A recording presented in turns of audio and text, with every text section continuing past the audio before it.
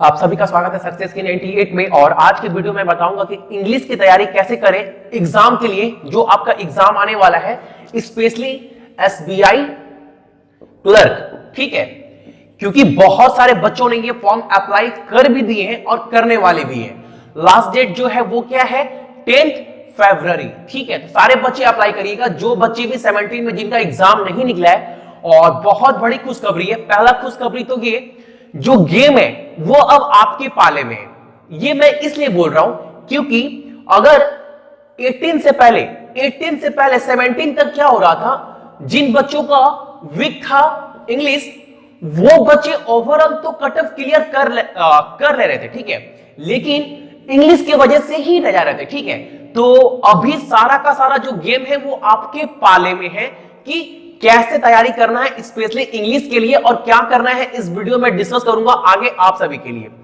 सरकारी नौकरी की तैयारी के लिए YouTube के ऊपर हमारे चैनल सक्सेस की 98 को सब्सक्राइब कीजिए और दबाइए इस बेल के आइकन को, ताकि आपको लेटेस्ट वीडियो सबसे पहले देखने को मिले, वो भी बिल्कुल फ्री में। जैसे मैं बोल रहा था कि गेम जो है वो आपके पाले में है, वो कैसे देखिए। एसबीआई क्लर्क में आप सभी को पता है कि अब जो 17 में एग्जाम हुआ वैसा एग्जाम है नहीं, क्योंकि अब 20 मिनट्स का गेम है।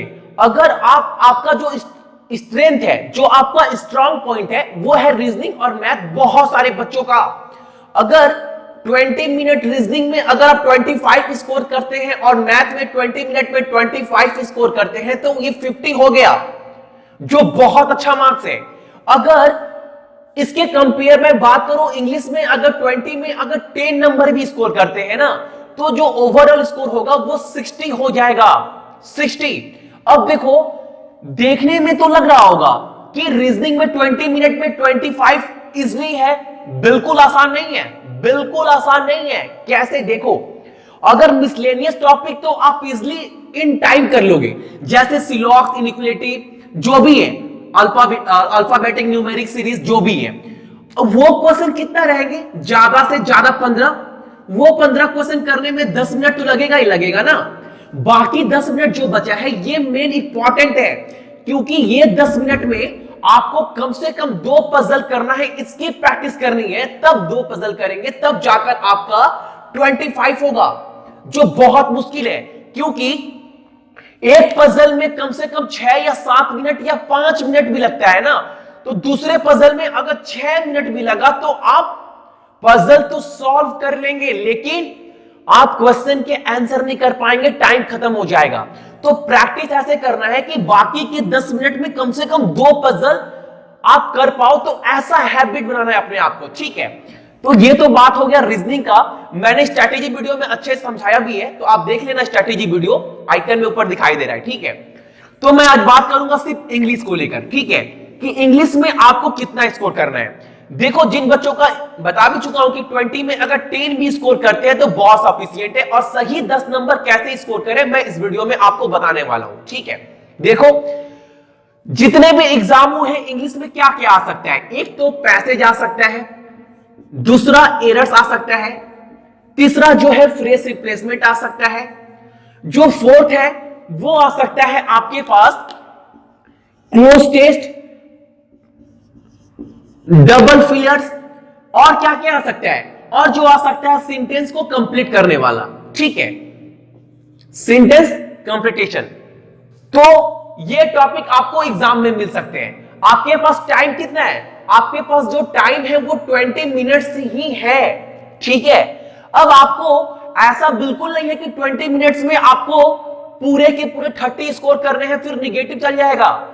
वो थिंकिंग आप मत रखिएगा जो 17 तक चलता आ रहा है। 18 में थोड़ा चेंज कीजिए, क्योंकि बहुत अच्छी अपॉर्चुनिटी है सारे बच्चों के लिए, जो बच्चे भी प्रिपेयर कर रहे हैं। बहुत सारे बच्चे, देखो करना क्या है, बहुत बार टीचर बोलते भी हैं या फिर बहुत जगह आपने सुना भी है कि आप डेली एक एडिटोरियल पोर्शन पढ़ो पढ़ो पढ़ो, या फिर एक आर्टिकल पढ़िए। कोई एक ही बात है, न्यूज़पेपर पढ़ो। आप बहुत जगह सुने भी होंगे। मैंने ये वाला पैटर्न मैंने पहले अपने चैनल पर डाला भी था, अभी बंद कर दिया है, लेकिन एसबीआई क्लर्क के लिए फिर से स्टार्ट कर रहा हूं। तो करना क्या है, देखो, मैं आपको जब तक आपको एक आर्टिकल, एक एडिटोरियल समझ में नहीं आएगा, पकड़ना नहीं सीखेंगे उसके थीम को, तब तक ना आप एक पैसेज कर सकते हैं, ना फ्रेज रिप्लेसमेंट कर सकते हैं, ना क्लोज स्टेट्स कर सकते हैं, ना डबल फिलर, ये तो बिल्कुल कर नहीं सकते। ठीक है। और अगर मैं आपको सारा का सारा ग्रामर पढ़ा भी दूं, फिर भी आउट ऑफ 10 आप 4 या 5 ही करेक्ट कर पाओगे। सारे बच्चे पॉसिबल नहीं है कि 10 में 10 सारे बच्चे कर पाए, पूरे ग्रामर के रूल्स पढ़ने के बाद भी पॉसिबल नहीं होता है। ठीक है। तो ऐसा बिल्कुल नहीं है कि ग्रामर आपको नहीं पता है तो आप इंग्लिश में सरवाइव नहीं कर पाओगे, ऐसा भी बिल्कुल नहीं है, ऐसा बिल्कुल नहीं है। ये बहुत बड़ी गलतफहमी है आप लोगों के माइंड में। पहले इसको आप अपने कंसेप्ट, अपने माइंड में से ये बिल्कुल निकाल दो कि ग्रामर नहीं आता है तो बैंकिंग के इंग्लिश एग्जाम में आप सरवाइव नहीं कर पाओगे। देखो, ये चीज जिस दिन आप ये चीज पढ़ना सीख गए ना, पढ़कर समझना, कहने का मतलब है आपके पास एक पैसेज रहता है और पैसेज बहुत लंबा मिलता है आपको, प्री के एग्जाम हो या फिर मेंस के एग्जाम हो। ठीक है। जिस दिन ये पैसेज पढ़कर समझना सीख गए तो आप क्या कर पाओगे, अगर आपके पास 10 क्वेश्चन है पैसेज में तो आउट ऑफ 10 7 और 8 तो बिल्कुल सही कर पाएंगे। अब वो ऐसा बिल्कुल नहीं है कि आप पैसेज पढ़ लिए और पढ़ पढ़कर आंसर कर रहे हैं, फिर सिंगल आंसर भी नहीं कर पाएंगे क्योंकि वो ओल्ड पैटर्न था, वो पैटर्न बिल्कुल चेंज हो गया है। तो करना क्या है, देखो, मैं कल से आज सुबह भी मैंने एक आर्टिकल डाला था अपने चैनल पर ही, तो उस आर्टिकल को आपको वीडियो पॉज कर उस आर्टिकल को पढ़ना है।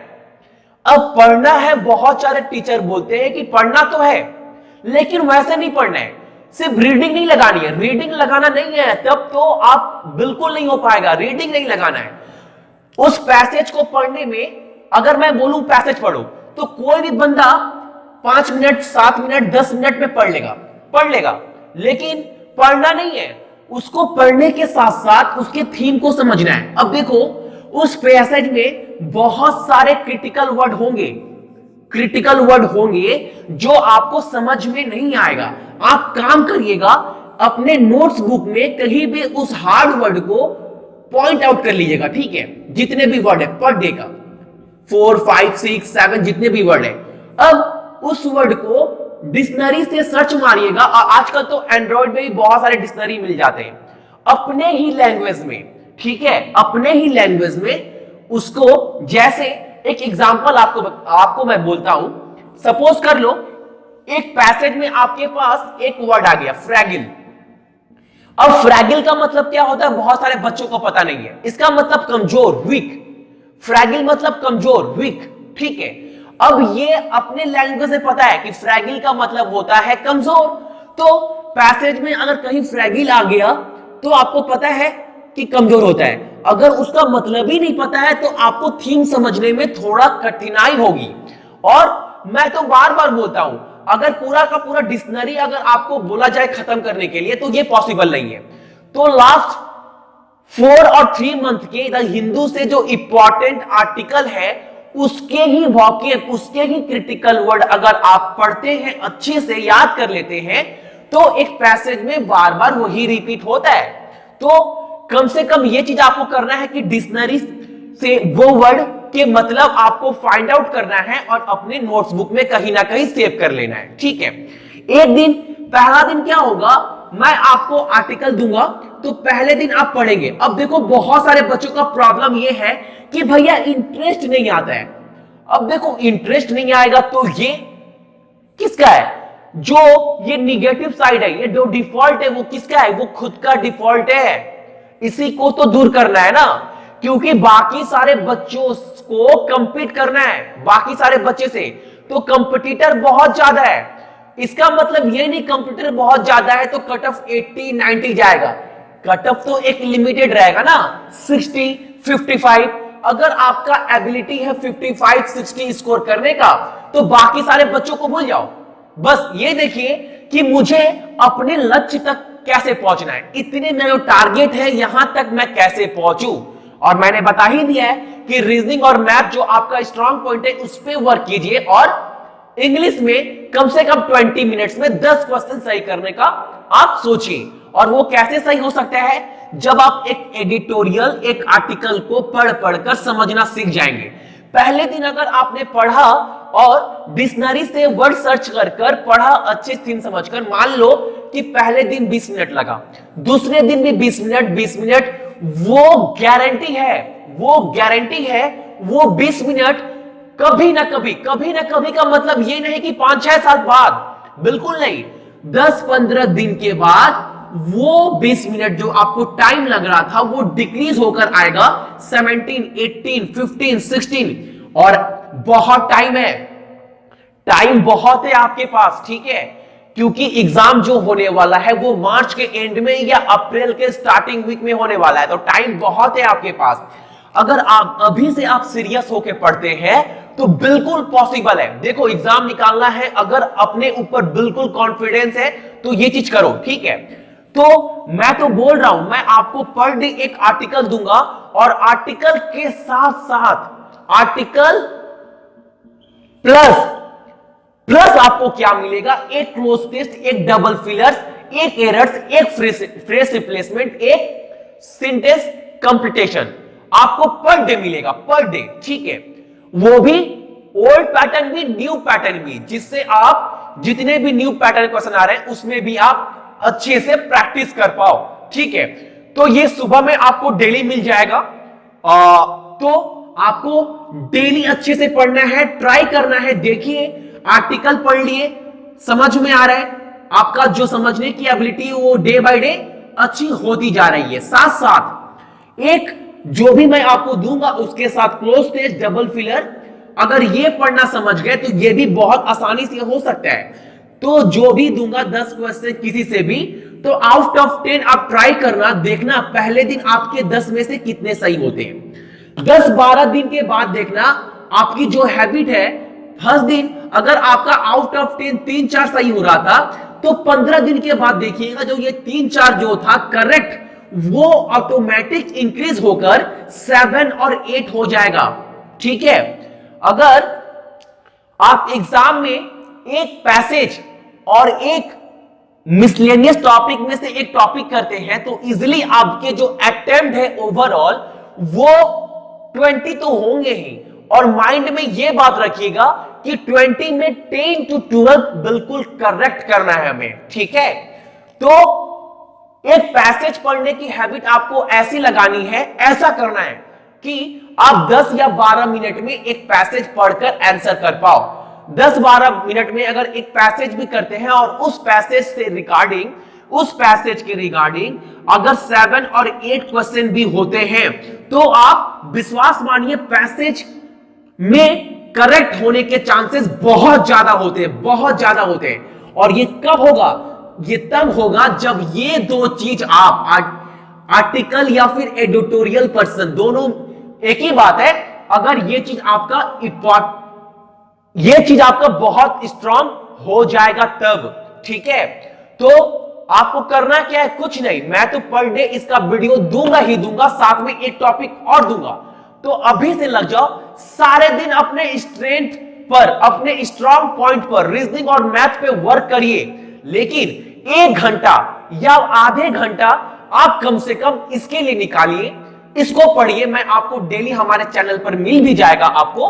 तो देखो, टारगेट लेकर चलिए थोड़ा कि इस बार 18th में तो बहुत वैकेंसी है, रेलवे का है, आईबीपीएस है, बहुत सारा वैकेंसीज है। लेकिन ये सोच लो कि जितना भी सीट है, एक सीट हमारा भी है एसबीआई क्लर्क में। अगर ये थिंकिंग आपके माइंड में कहीं ना कहीं बैठ गई तो ये एक पॉजिटिव साइड भी आपके अंदर से निकल कर आएगा, ठीक है। जो भी हुआ 17 में भूल जाओ, क्योंकि 17 से भी आपने बहुत कुछ सीखकर 18 में एंटर किए। मैं बार बार बोल रहा हूं, तो भूल जाओ 17 में क्या हुआ।